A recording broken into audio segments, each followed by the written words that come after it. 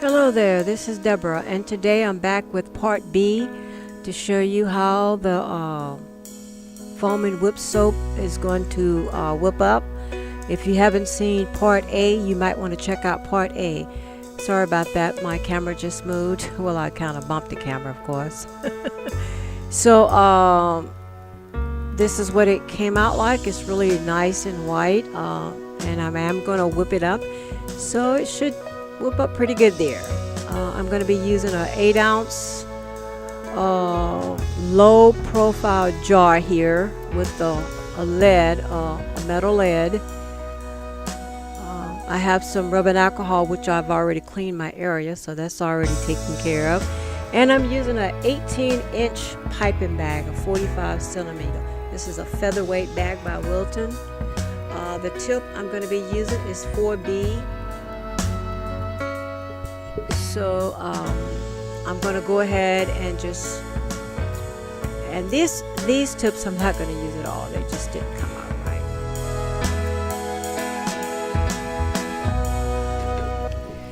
I had to use two mixers. I have two hand mixers, one too slow and one too fast. So my KitchenAid hand mixer was way too slow. So I got it started off with it, and now I'm going to use the black one here. That's too fast to finish it up. I whipped this for about 4 minutes. You can actually whip this a little bit longer. The more you whip it, the more air gets into your foaming soap here, and the more fluffy it's going to be. Like I said, I'm going to be using 8-ounce jars, but I'm only probably going to get about 6 ounces of the whipped soap because of the fluffiness. So I'm going to go ahead. I tried to keep this video short, but I did want to explain everything that I was doing. So for the next part, I'm going to speed the video up a little bit, and I hope you enjoy the video, and I will come back in a little bit to show you the rest. Thank you.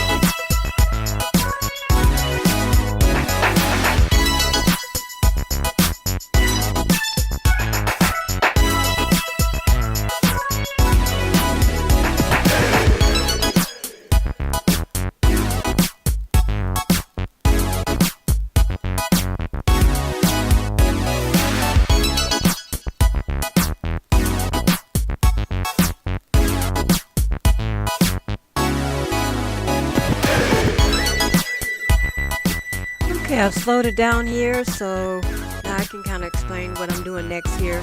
I'm going to be taking some press and seal, and I'm just going to spread some out on the table here, just enough to hold the products that I'm putting in it, the whipped soap here.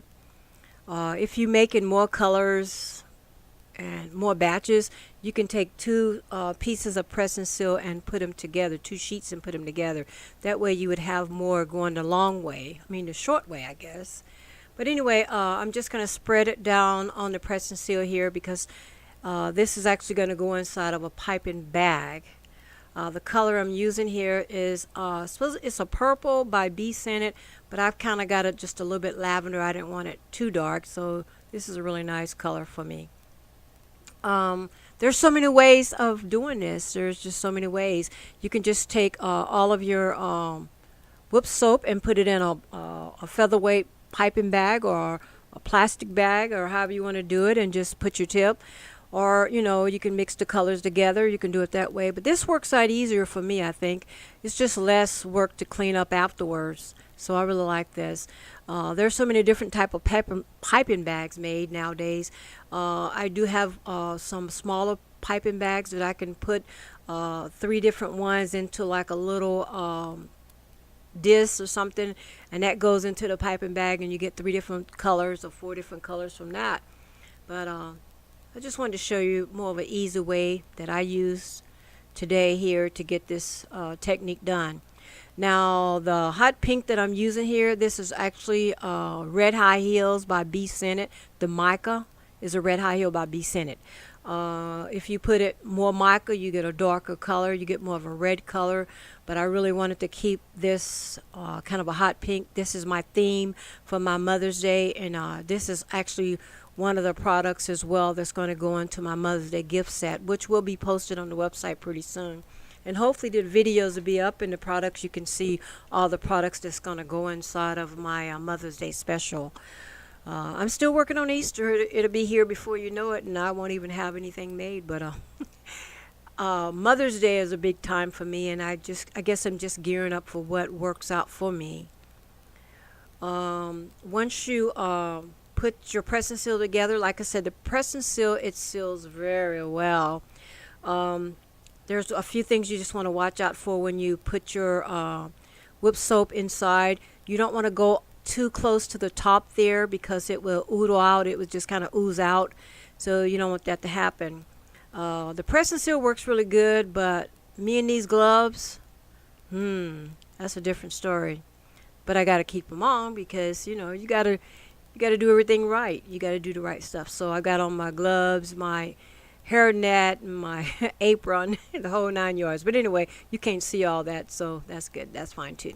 But anyway, I'm going to go ahead and cut one of the ends off. I'm going to cut this end off here, and that way just leave a little bit of an opening so when you put it inside of your piping bag, it will pipe really well. And I love the swirls from this 4B tip. You can use bigger tips, you can use different tips, but I found out this tip worked really good for me when I'm piping my soap or my body butters. Okay, now I'm going to put just a little dollop in the center there to get this started. I do have it on the scale because this, like I said, this is an 8-ounce low profile jar, but since I whipped the soap, it's really fluffy, so it's only going to hold probably about 6 ounces. So I'm shooting really hard to get 6 ounces in this 8-ounce jar. You do want to kind of pack it down just a little bit, but not too much because sometimes it'll just come together. How do you say it? You just get your colors too flat, and I'm trying to keep a little shape there. So you just pack it down just enough, and voila, I got my 6 ounces that I was shooting for. Actually, I got a little more.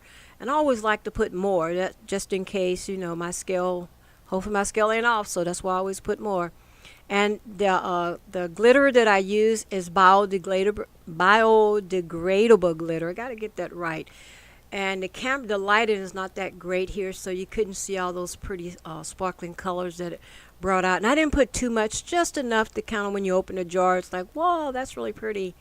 This little 4-ounce jar is actually going to hold about 2 ounces, and this is my Mother's Day special, actually, this little jar, because I have some little boxes. I can't really tell you. I'm going to let it be a surprise when you see it on the website.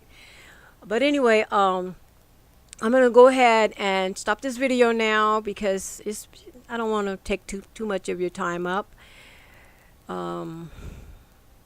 What else do I need to say here other than I hope that when you try this, you're going to enjoy it and have a lot of fun with it, because I always have a lot of fun when I make these products. It's just really awesome. I love making beauty care products, and you hear me say it all the time. So with that being said, thank you so much for watching this video. If you like this video, give it a thumbs up, hit the bell for notification, and like our video. Thank you so much. Have an awesome and a blessed day. Bye now.